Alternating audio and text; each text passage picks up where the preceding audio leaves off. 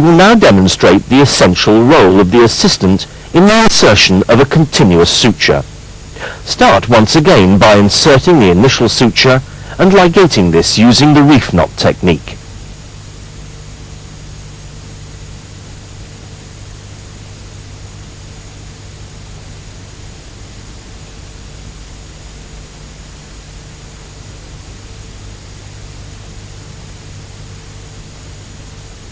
In this situation, let us assume that we wish to maintain a hold of the end of the short suture as a stay.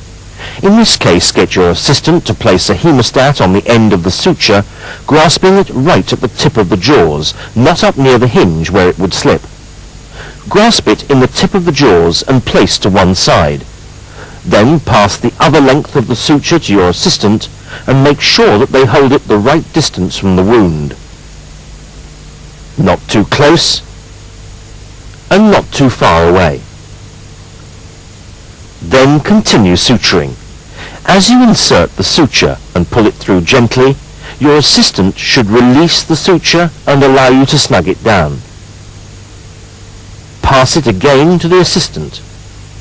As one continues along the incision, it is important that the suture material does not get caught around instruments, as you see here, and your assistant should remain alert to such a danger.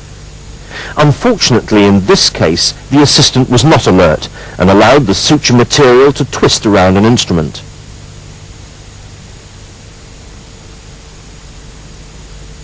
It now becomes increasingly difficult to untwist this and panic sets in.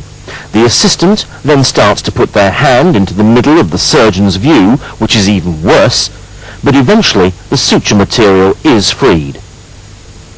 Pass it again to your assistant, who will be wary for the rest of the operation.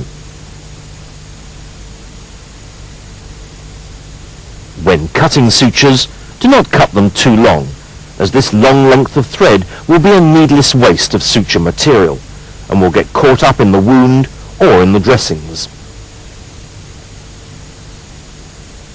However, don't cut them too short, otherwise this will be insecure and might even lead to the unraveling of the knot. Cut the suture to such a length that it will be secure and also allow the suture to be grasped